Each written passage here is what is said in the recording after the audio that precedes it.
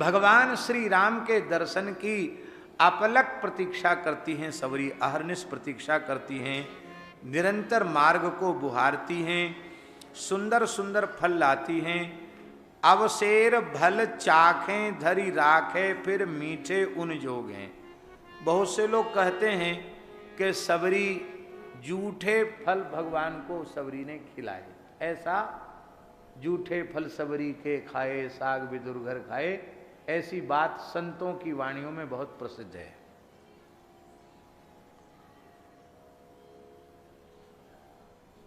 लेकिन दास का ऐसा भाव है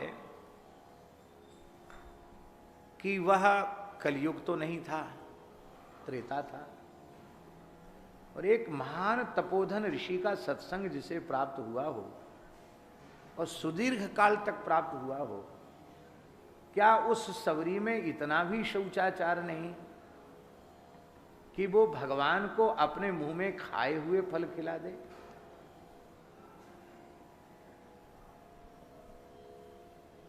आपको लगता है क्या? सही सही बताओ, संकोच मत करो। हमको तो नहीं लगता। पुराने महात्माओं का पात्र में पानी का दाग लगा रह गया तो बोले द्वारा अमनिया करो। बाहर भीतर से पात्र एक जैसा होना चाहिए। अब कहां है? विभूति से, मिट्टी से, गूंजा से अमनिया करते थे, अब सब जगह पाउडर फाउडर, जाने क्या क्या हो गया। उसी से बर्तन मंजते हैं। नालियां ऐसी हो गई कि उनमें आप मिट्टी और ज्यादा करोगे तो सब चौक हो जाएगी, बिल्डिंग तोड़नी पड़ेगी। इसी का नाम कलयुग है। तप, शौच, दया, दान सब नष्ट हो गए हैं। ऐसे मकान बन गए कि उनमें अब हम भी पहले बहुत मिट्टी लगाते थे, अब थोड़ी मिट्टी लगाते हैं। बिना मिट्टी लगाए संतोष नहीं होता, तो मिट्टी का प्रयोग करते हैं, पर जितनी करना चाहिए उतना नहीं करते हैं। सावन आदि का प्रयोग करके बाद में मिट्टी का प्रयोग करते हैं, पर करते तो हैं। जो लोग नहीं करते उनको उतने की भी आवश्यकता नहीं पड़ती। अब बहुत से महानुभाव तो इतने दिव्य हैं जिनको न मिट्टी की जरूरत पड़े न सावन की। हाँ,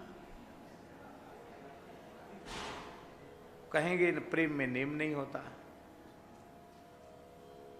तो सबरी भगवान के विरह में है और उस समय वह देहाध्यास शून्य है, उसको देह का अनुसंधान नहीं है। तो हम लोग भी बचपन में बेर बीनते थे। बुंदेलखंड क्षेत्र में बच्चे लोग जाते हैं, बेर बीन लाते हैं, फिर उनको सुखाते हैं, बाद में उनको कूट कर उसका चूर्ण बनाते हैं। उसको बेर का चूर्ण होता है, उसको खाते हैं सतुआ जैसे घोल के, शक्कर डाल के, गुड़ डाल के, बड़ा मीठा लगता है, बहुत अच्छा होता है। तो हमारा खट्टा मीठा लगता है। तो बेर कैसे करते थे? जिस पेड़ से बेर टपके हैं एक बेर चख लेते थे, तो एक बेर के चखने से उस संपूर्ण बेर में कैसे बेर हैं, उनका स्वाद कैसा, ये बोध हो जाता था, और फिर उन बेरों को बीन लिया करते थे। यही पद्धति है। तो सबरी बेर बीनते समय चख लेती होगी और फिर उस बेरी के बेर इकट्ठे करते होगी, ये तो संभव है। लेकिन वो मुंह में खाकर फिर आधा डालकर खिलाती थी, ये बात थोड़ी सी कम समझ में आती है। हाँ, अब इस अर्थ में उसे झूठा समझ लो कि पूरा का पूरा भगवान को निवेदित नहीं किया, उसके पहले कुछ अंश ग्रहण कर लिया गया, तो वो बचा हुआ उच्छिष्ट के जैसा, ऐसा माना जा सकता। कोई माने तो इस प्रकार से तो माना जा सकता है, पर सीधे सीधे वो मुंह में खाया हुआ था ऐसा हमको नहीं लगता। और फिर संतवाणियों में ये क्यों कहा जूठे फल सबरी के खाए? इसमें उद्देश्य जूठे फल खिलाने वाली बात कहने में नहीं है। भगवान प्रेम का कितना आदर करते हैं, इस बात को अभिव्यंजित करने के लिए ऐसा संतवाणी में कह दिया गया। ऐसा हम लोगों को विवेक रखना चाहिए।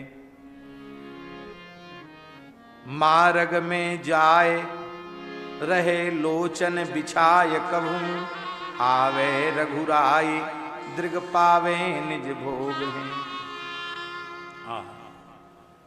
कबहि दिखाई हो हरि चरण, विनय पत्रिका में, कबहि दिखाई हो हरि चरण, समन सकल कलेश कलिमल, सकल मंगल करण, शरद भव सुंदर तरुण तर, अरुण बारिज वरण, लक्ष्मी लालित ललित कर तल छवि अनुपम धरन, गंग जनक अनंग हरि प्रिय, कपट बटु बलि छरन, विप्रतिय नृग बधिक के दुख दोष दारुण दरन, सिद्ध सुर मुनि वृंद बंदित, सुखद सब कह शरण, सकृत उर आनत जिन्हि नर होत तारन तरन, कृपा सिंधु सुजान रघुवर, प्रणत आरति हरन, दरस आस प्यास तुलसी, दरस आस प्यास तुलसी, दास चाहत मरन, कबहि दिखाई हो हरि चरण।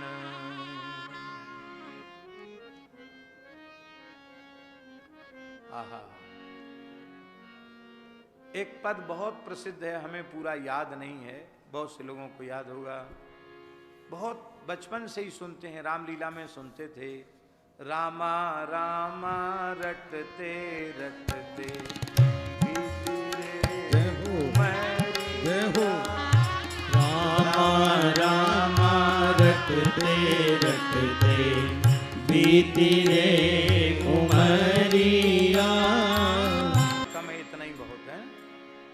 तो अब भगवान आए, भगवान महाराज जी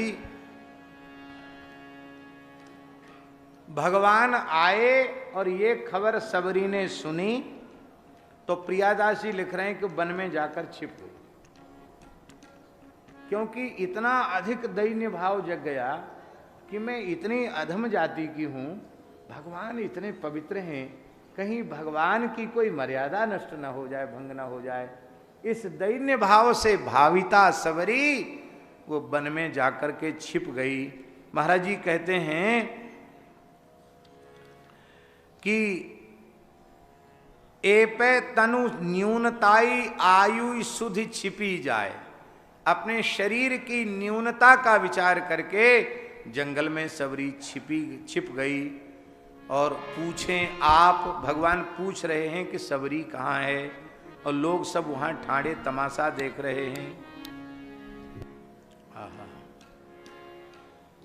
सबरी आश्रम रघुवर आए, हर आसन दे प्रभु बैठाए, खाटे तजी फल मीठे लाई, झूठे भय सहस सुनाई,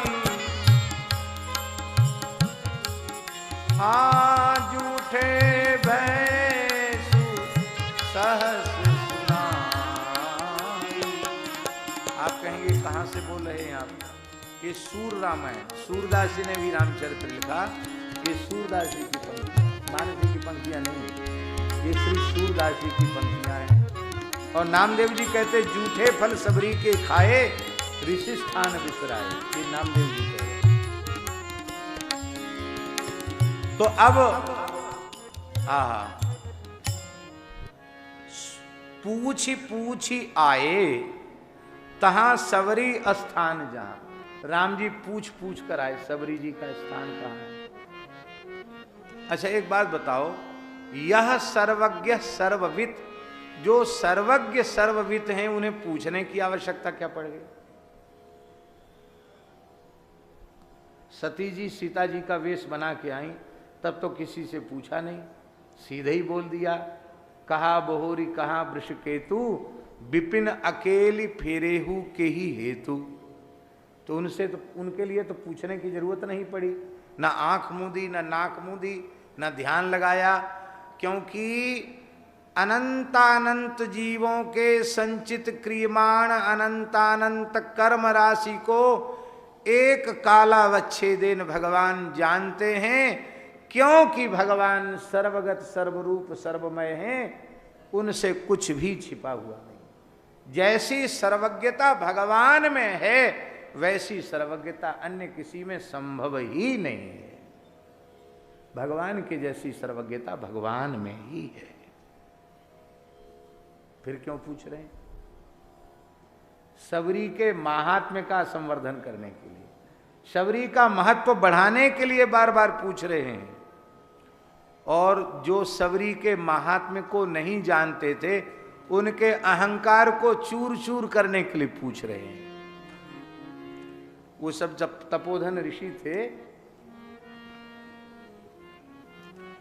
एकाहारी के बगल में फलाहारी जी का स्थान था। तो फलाहारी जी सोचते थे एकाहारी के यहां राम जी पहले नहीं, फलाहारी के पास आएंगे। फलाहारी जी के बगल में आश्रम था पत्राहारी का। अरे बोले ना अन्नाहारी एकाहारी के यहां आएंगे, न फलाहारी के यहाँ आएंगे, राम जी तो पत्राहारी के यहाँ आएंगे। पत्राहारी के बगल में जलाहारी थे, वो केवल पानी ही पी के तपस्या करते थे। बोले नहीं, किसी के यहाँ नहीं आएंगे, न एकाहारी न फलाहारी न दूधाहारी और न पत्राहारी। वो आएंगे तो न जलाहारी, वो आएंगे तो केवल हमारे यहाँ जलाहारी के यहाँ आएंगे। और जलाहारी के बगल में पवनाहारी थे, वो हवा ही पीते थे। ऐसे भी महात्मा होते हैं, हजारों साल तक वायु पीते हैं। बोले किसी के यहाँ नहीं आएंगे, पहले हमारे यहाँ आएंगे। न एकाहारी के यहाँ गए, न फलाहारी के यहाँ गए, न पत्राहारी के यहाँ गए, न जलाहारी के यहाँ गए, न दूधाहारी के यहाँ गए, न पवनाहारी के यहाँ गए। पूछ पूछ कर शबरी के यहाँ आए। तो उन सबको जो अपने अपने साधनों का अभिमान था वो नष्ट हो गए। ये भगवान का अनुग्रह है। भगवान ने साधन के अभिमान को नष्ट किया।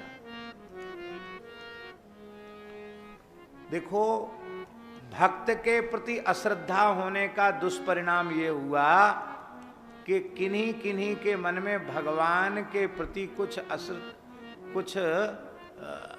क्या कहें हम उसको, किन शब्दों में कहें, शब्द ही नहीं मिल रहा है कहने को। ऐसा समझिए कि भगवान की भगवत्ता के प्रति किंचित संदेह हो गया। कहने लगे ये कैसे ब्रह्मण्य देव हैं, इन ऋषियों को छोड़कर उसका पतिता का, उसका भिलिनी का पता पूछ रहे हैं। किसी ने कहा ऐसी लक्षण थे तब तो पिताजी ने कह दिया जाओ जंगल में, तुम राजा बनने लायक नहीं हो, नहीं तो योग्य होते तो सिंहासन पर बैठते। लेकिन चलो कोई बात नहीं, ये बात तो सही है कि इनकी चरण रस से अहिल्योद्धार हुआ है, तो अपने को तो सरोवर का जल ठीक करना है, मूल बात इतनी सी। तो कोई बात नहीं। अच्छा, जाते सबके आश्रम के सामने हैं, आओ आओ महाराज। बोले नहीं, आप बताओ शबरी कहाँ है। सबका अहंकार चूर हो गया, किसी के यहाँ नहीं गए, पहले शबरी के यहाँ गए। तो यहाँ जो भीड़ है, ऐसी बात प्रियादासी ने कही है, इसका मतलब पीछे पीछे लगे ऋषि आ गए, कहीं वहीं से आगे न बढ़ जाएं। पंपा सरोवर का जल बिगड़ गया है, वो जो समस्या है उसका समाधान होना चाहिए, इसलिए वो सब पीछे पीछे लगकर वहां तक आ गए। भगवान ने शबरी जी के आतिथ्य को स्वीकार किया। पूछी पूछी आए तहां सबरी स्थान जहां, कहाँ वह भागवती देखो दृढ़ प्यासे हैं। केवल शबरी के ही नेत्र प्यासे नहीं हैं, इस भागवती का दर्शन करने के लिए प्रभु श्री राम जी के नेत्र भी प्यासे हैं, वो भी प्रत्यक्ष दर्शन करना चाहते हैं। तो आए गई आश्रम में जान के पधारे आप दूर। शबरी तो छिप गई थी ना, तो राम जी ने कहा शबरी माँ मैं आ गया हूँ, कहाँ चली गई हो। राम जी की अमृत चंदनी मृतक जियावनी वाणी सुनी और शबरी आई, दूर से प्रणाम किया। दूर ही ते सास टांग करी चख भासे, दूर से ही सास टांग किया। माताओं को साष्टांग करना चाहिए? नहीं करना चाहिए। पुरुष वर्ग को साष्टांग करना चाहिए और माताओं को पंचांग प्रणाम करना चाहिए, विधि यही है। पर सबरी ने साष्टांग किया। बोले सबरी थी, जानती नहीं थी कि पंचांग या साष्टांग क्या करना। अरे नहीं, अभी आप सुन चुके हैं, महर्षि मतंग जैसे ऋषि का सत्संग जिसे मिला हो वो नहीं जानती थी, ये तो संभव ही नहीं। अब हम ऐसा उदाहरण दे रहे हैं जहां नहीं जानती थी, ये संदेह ही आप नहीं कर सकते। अदिति माता को भगवान कश्यप ने पयोव्रत का उपदेश किया और अदिति माता ने पयोव्रत का सविधि अनुष्ठान किया। अनुष्ठान की पूर्ति पर भगवान प्रकट हुए। तो मूल में क्या लिखा है शास्त्री जी? ननाम भुवि कायेन दंडवत प्रीति विह्वला। ननाम भुवि कायेन दंडवत प्रीति विह्वला। भूमि पर लौटकर अदिति माता ने साष्टांग प्रणाम किया। तो कहती उन्होंने यह अविधि अमर्यादा क्यों कर दी? भगवान को साष्टांग प्रणाम कैसे कर लिया? क्या देवमाता अदिति यह नहीं जानती थी? अवश्य जानती थी, पर उसका समाधान आगे के शब्द में है, प्रीति विह्वला। प्रेम में इतनी विह्वल हैं कि उन्हें विस्मृत हो गया है कि मेरा पुरुष शरीर है या स्त्री शरीर।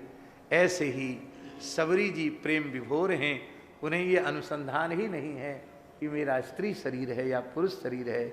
इसलिए जैसी थी वैसी खड़ी की खड़ी राम जी के चरणों में पड़ गई, दंडवत पड़ गई। आहा, क्या कहना। और इस अवस्था में फिर कोई अविधि नहीं होती है।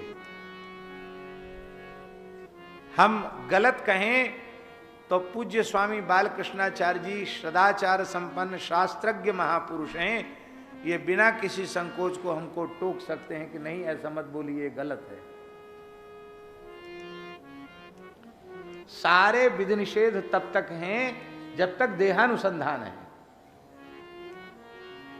क्योंकि सारा कर्मकांड, सारा क्रियाकलाप वो देह को लेकर के है।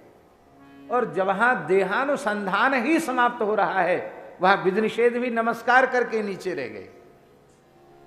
इसलिए वहां कोई अविधि नहीं है, ऐसा ही अपने मन में समझना चाहिए। तो आहा, धन्य है, प्रियादास जी को भी प्रणाम है। कितना अद्भुत वर्णन है। रव की उठाए लड़ बिथा तनु दूर गए, नई नीर झरी नैन परे प्रेम पासे हैं।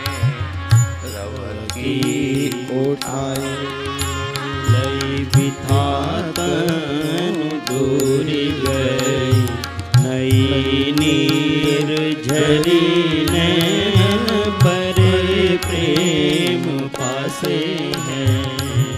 भगवान दौड़े और दौड़कर भूमि पर साष्टांग पड़ी हुई सबरी मां को सहसा उठाकर अपने हृदय से लगा।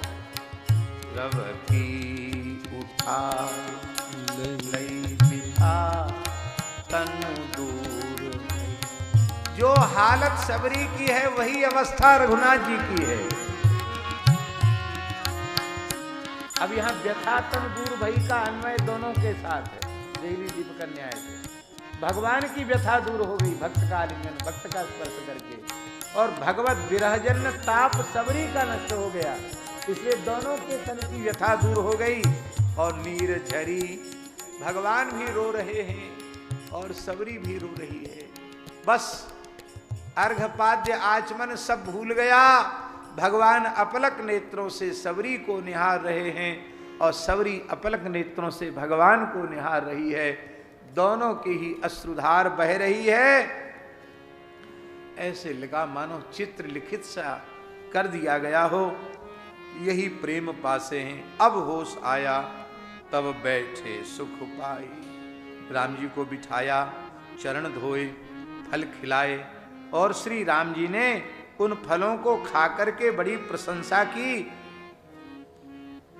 वेई कहो कहा कहो मेरे मग दुख नासे हैं। मेरे मार्ग का दोष मेरे मार्ग का जो दुख है वो समाप्त हो गया। बोलो भक्तवत्सल भगवान की जय। श्रीमद् वाल्मीकि रामायण के कुछ श्लोक हैं, बड़े प्यारे हैं।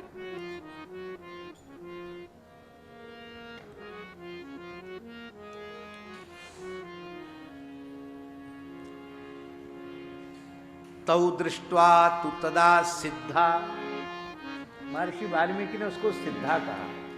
अब समय नहीं है, नहीं तो सिद्धा के ऊपर थोड़ी चर्चा करते। सिद्ध किसको कहते हैं, सिद्धा किसको कहते हैं, चलो एक वाक्य तो कह ही देते, भले विलंब हो रहा तो क्या। सिद्धों से ही पूछो सिद्ध कहते किसको। जो सिद्ध हो उन्हीं से पूछना चाहिए कि सिद्ध की परिभाषा क्या है। तो श्रीमद् भागवत में सिद्ध कह रहे हैं, सिद्धा ऊचु किमूचु अयम त्वत्कथामृष्ट पीयूष नद्याम मनोवारण क्लेश दावाग्निदग्धः त्रिशार्तो गाढ़ो न शस्मार दावम न निष्क्रामति ब्रह्म संपन्न वन्ना। सिद्ध कह रहे हैं अयम मनोवारण, ये मनरूपी जो वारण है गजेंद्र है, आपकी कथामृत सरिता में डूब करके, क्यों डूबा, क्लेश दावाग्नि दग्धा, अविद्या माया की जो आग भवाटवी में लगी हुई है उससे झुलसता हुआ ये मनरूपी हाथी उस अग्नि से अपनी रक्षा करने के लिए इस भवाटवी में ही वाल्मीकि गिरि संभूता राम सागर गामनी पुनात भुवनम रम्या रामायण महानदी। इसी प्रकार से वेद व्यास रूपी पर्वत से निकली हुई जो श्रीमद् भागवत की गंगा है वो इसी भवाटवी के मध्य से निकली है।